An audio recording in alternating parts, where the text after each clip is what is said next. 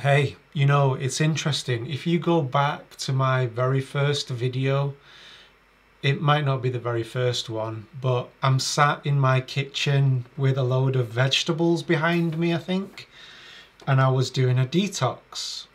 And here we are now, and I'm doing a detox, got my green juice. I figured it would be a good time to make a video. What you can see on the screen here is my schedule. Now, I've got a ton of things in my head that I wanted to convey, and you put the camera on and it's like you gotta go and hold your attention. Okay, but if I was to sum it up, the past few years, the main thing that stays with me and the main thing that I've sort of learned on my journey is not to force things. And so I grabbed this book off of my shelf. It's David R. Hawkins, Power versus Force. So I thought I'd start this video by just sharing with you where my head is at, okay? It's not going to be a super long video. We'll get into all the nitty-gritty of Wu Wei, Power versus Force and everything. But in this video, it's basically to say that, okay, I'm going on a journey. I'm always going on a journey. I encourage you to go on your journey, take what resonates and leave the rest. You're not going to resonate with everything that I'm doing, and I don't expect you to, okay?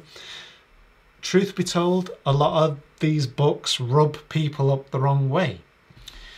And yeah, there's no way around it, okay? I have been quite open with my spiritual journey, and that's why I felt like I needed to go away for a bit. But I digress. Where is my head at? Okay, so setting emotional goals. Why do we all want something, okay? We all desire for something, unless you've chosen the path to be a monk. But even then you desire something, right? You desire the path to be a monk for what that brings into your life. Desire isn't a bad thing. Attachment can be a negative thing when you are drawing your sense of self in the thing or the person or the circumstance. That can be dodgy because change is the only constant. Everything is changing, right? But setting an emotional goal. Why do you want the thing that you want? Why do I want the things, the circumstances that I want? I want it because I believe I'm going to feel good in the having of it. So the one thing I've learned in the past few years is to focus on that. And of course the mind wanders. We are many personalities, okay? Don't tell psychologists that because they might lock you up. But we are an amalgamation of many personalities, okay?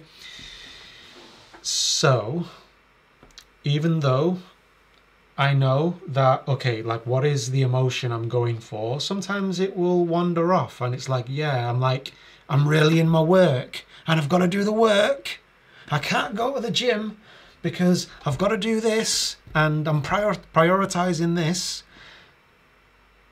And then weeks, months can go by and it's like all this grind in the work's not really making me very happy. You know, I experimented with polyphasic sleep, and the whole idea with polyphasic sleep is that you basically get more time, okay? But what I found is more things came to fill up the free time that I had created. And moreover, I just got really tired, so it didn't really work. So yeah, emotional goals, that's my focus right now. And so this schedule, let's get into that. So I hope you're all doing well, by the way. Yeah, so one of the things with this video is I'm not talking about current affairs. I'm not going to talk about politics. You know, I'm just going to share what works for me to keep me in a balanced, sane state And if people can draw something from that, then that's fantastic. And you can do with that extra energy what you wish. And that's the thing is, I'm doing this for energy. I'm doing a detox now for energy. Okay, I don't know how much of this you can see. Can we zoom in here? Yeah. Okay, so getting out of bed at a reasonable time, doing Qigong breathing in the morning, some exercise. We'll get into Pomodoros on another video. This is actually going to change the nutrition part. No sugar. I usually allow myself to have a treat on a weekend. I'm not going to do that on the detox. Evening Qigong. Like, why do I do the Qigong? Maybe we'll get into that in another video. Tratak is just candle focus meditation. We'll probably get into that on another video. So as you can see, we were getting greens. Greens is yeah, I did it. Red is no, I didn't do it. Now, I'm not really one for having strict schedules. It is nice to have a little bit of spontaneity in your life and not get your knickers in a twist because you ate some carbs when you said you wouldn't eat carbs. But that being said, a little bit of this brings me to the idea of constraints.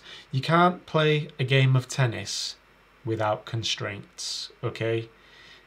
You need the lines to draw, like, is the ball in or is it out, okay? Without the constraints, there's no game. Okay, so a certain degree of constraints helps, okay? I've been interested in Qigong for a very, very long time. If I don't create some constraints around when it's going to happen, it's very easy for it not to happen. I've got to recommend to you this book, Atomic Habits, James Clear. Fantastic book. You know, one of the reasons why I'm going on this journey and that I would like more time is because I've got all these bloody books here. I never get a chance to read them. Now that's a limiting belief, isn't it? I just declared then with my speech and thought that I never get time to read books. So yeah, I'm on my own journey of cleaning things up and I intend to document it. That was pretty much what I wanted to get across. Setting the emotional goal, not fixating too much on the thing or the circumstance, because the thing or the circumstance is conjured up by my physical mind, but my higher mind knows how I can get the feeling in an even greater way. So I will leave it there. Hope you got something from this video. Take it easy. Peace.